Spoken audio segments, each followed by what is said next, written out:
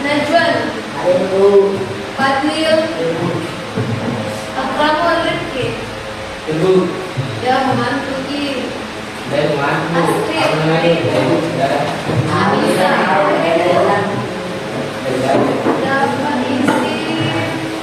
Paris, Arsani, Rizka Pramuka itu pasti Pramuka, Rasha, Nipal, Nirna, Fahri Fauzi, Bukli, sakit Bu, Nakla, hadir Bu, Nurmi, Nova, Rita, Nurul Alam, Alif Rehan. Masih ada yang belum disebut namanya? Oke. Perhatian. Iya. Jadi, baik, anak-anak sekalian, apa kabarnya hari ini? Baik. Jadi untuk hari ini kita belajar hafal kata-kata. Yes. Hari ini kita belajar hafal kata-kata dengan materi kecerdasan artifisial atau KH. Nah, tujuan pembelajaran pada hari ini yang pertama menjelaskan pengertian kecerdasan artifisial atau KH. Yang kedua, membedakan karakteristik kecerdasan artifisial dengan kecerdasan manusia. Yang ketiga, menjelaskan berbagai contoh bentuk pengaplikasian dan pengoperasian KH di berbagai bidang kehidupan. Tapi sebelum Ibu melakukan materi, kira-kira kalau mendengar kata kecerdasan artifisial, apa yang ada di kepala Anda? Sistem atau program komputer. Robot atau robot termasuk? Termasuk. Aplikasi? Masuk. Terus di sini semua pernah pakai ChatGPT? Pernah. Peta? Pernah. Itu semua termasuk contohnya kecerdasan artifisial. Berarti ada nih bayangan tentang apa itu kecerdasan artifisial. Jadi di sini ada pengertian kecerdasan artifisial. Jadi kecerdasan artifisial itu sama aja dengan artificial intelligence. Kalau bahasa Indonesia dia KA, kecerdasan artifisial. Kalau bahasa Inggris dia artificial intelligence atau AI. Nah itu misalnya tadi dibaca AI. Jadi pengertiannya kecerdasan artifisial adalah sebuah sistem komputer yang bertindak dan berpikir seperti manusia. Kemudian selanjutnya tentang karakteristik antara kecerdasan artifisial dengan manusia. Kalau kecerdasan artifisial dia tidak memiliki perasaan karena manusia dia buat, jadi dia bekerja sesuai instruksi manusia. Kalau misalnya di ChatGPT kita bilang buatkan saya contoh langkah-langkah membuat nasi goreng, pasti langkah-langkah membuat nasi goreng kalau nggak kasih bukan langkah-langkah membuat nasi kuning. Hanya instruksi kita membuat nasi goreng. Kalau kecerdasan manusia, namanya juga manusia, dia berpikir, dia memiliki perasaan, bisa dijatuh cinta, bisa dia mengambil keputusan, agak ide. Kemudian yang kedua, kalau kecerdasan artifisial dia belajar dari data dan program yang diberikan. Program yang diberikan jadi kan manusia dia bikin. Jadi semua materi, semua yang ada di dalam ChatGPT itu dimasukkan datanya, kemudian dilatih sehingga bisa kasih jawaban yang akurat. Kalau manusia dia bisa belajar banyak hal yang berbeda. Oke, sampai di sini paham? Paham. Selanjutnya pengaplikasian kecerdasan artifisial di berbagai bidang. Tidak bisa terlepas dari kecerdasan artifisial. Pernah di sini pasti kerja tugasnya pakai ChatGPT? Nah, ada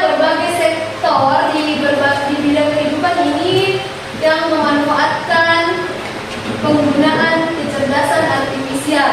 Misalnya, Ibu kasih contoh di bidang kesehatan.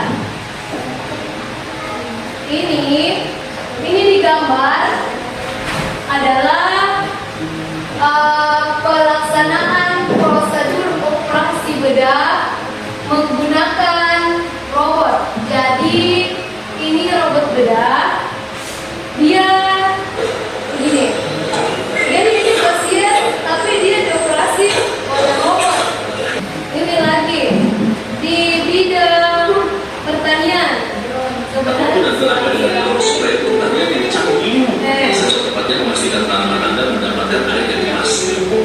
Kalau mau kita dari petani begini ya, oke, berarti nasi dan semuanya tadinya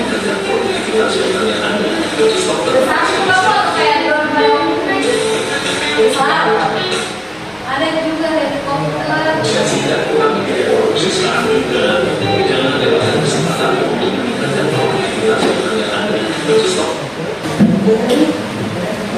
Oke, perhatian. Iya. Jadi tadi Ibu sudah berikan beberapa contoh pengaplikasian AI di bidang pendidikan, pertanian, sama kesehatan. Tapi satu juga, jadi sekarang gilirannya kalian. Jadi Ibu mau bagi kelompok. Jadi ini tugasnya ya. Jadi tugas A, perhatian. Iya.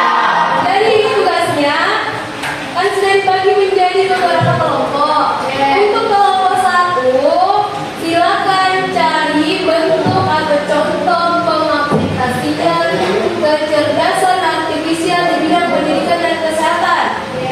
Kalau kelompok 2, pemanfaatan AI di bidang industri dan ekonomi.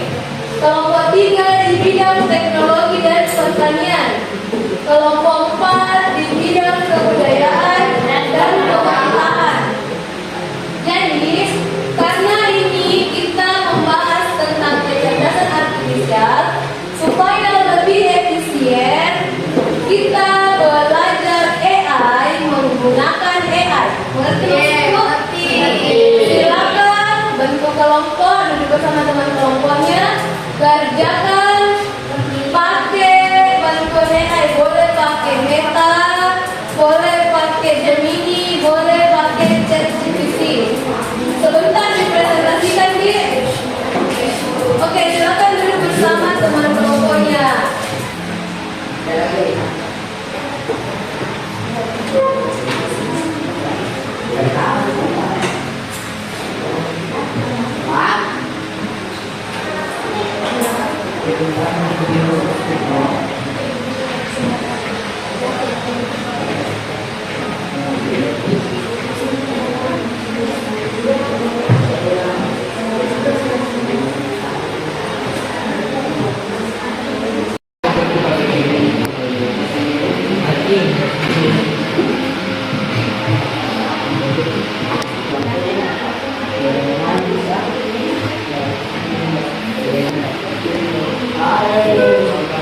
Perhatian.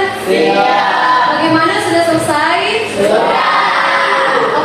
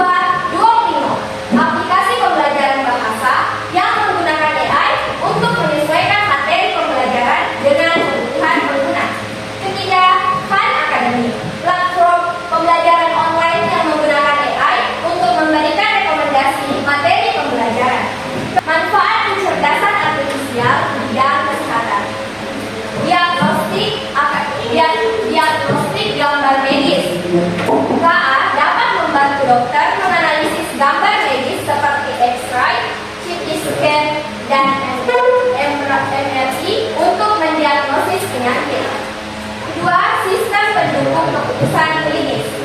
KA dapat membantu dokter membantu keputusan klinis dengan menganalisis data pasien dan memberikan rekomendasi pengobatan. Ketiga, pengawasan pasien. KA dapat memantau kondisi pasien secara terus-menerus dan memberikan peringatan jika ada perubahan yang tidak biasa. Chatbot kesehatan. Kesehatan. KA dapat membantu pasien dengan memberikan informasi kesehatan dan menjawab pertanyaan mereka. Demikian presentasi dari kelompok 1. Mohon maaf bila ada kesalahan kata. Wabillahi taufiq wal hidayah. Wassalamualaikum warahmatullahi wabarakatuh. Ya, boleh tepuk tangan dulu untuk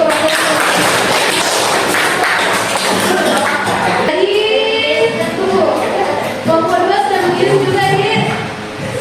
Langsung dicolok. Oke, silakan perwakilan kelompok 2. Yang lain perhatikan. Yang tidak perhatikan temannya, ibu. Fokus tidak utama jelas.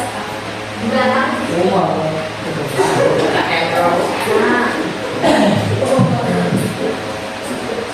Jadi perhatikan namanya mau presentasi. Silakan kelompok 2. Assalamualaikum warahmatullahi wabarakatuh.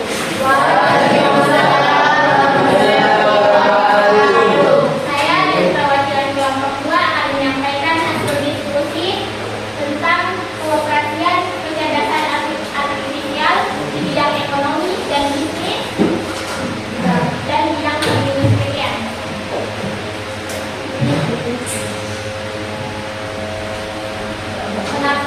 Pengaplikasian KA di bidang ekonomi dan bisnis adalah otomatisasi proses.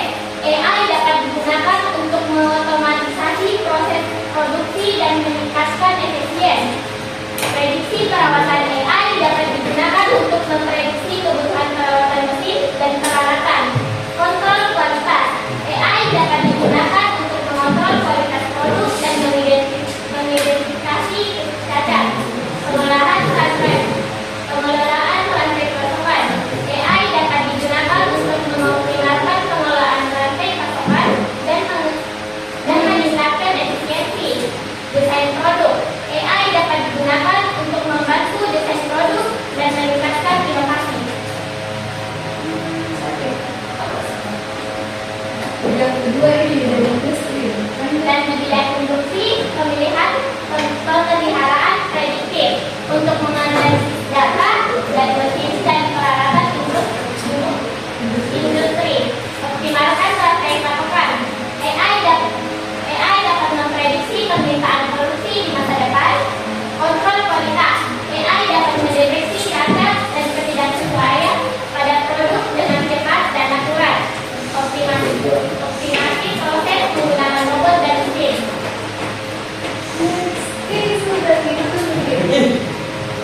Sekian dari presentasi dari kelompok 2. Assalamualaikum warahmatullahi wabarakatuh.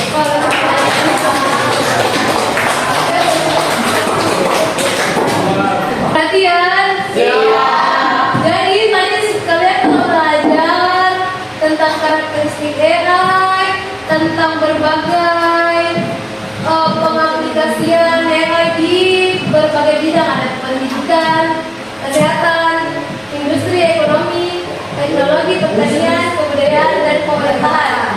Nah, sekarang semua naikkan HP-nya. Kita akan melaksanakan kuis menggunakan quizzes.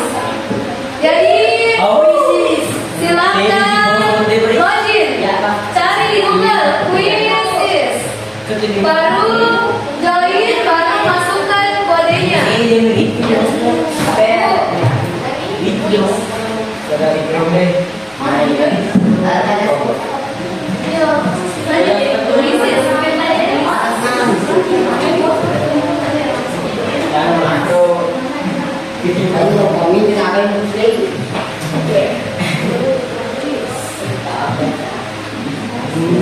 Are you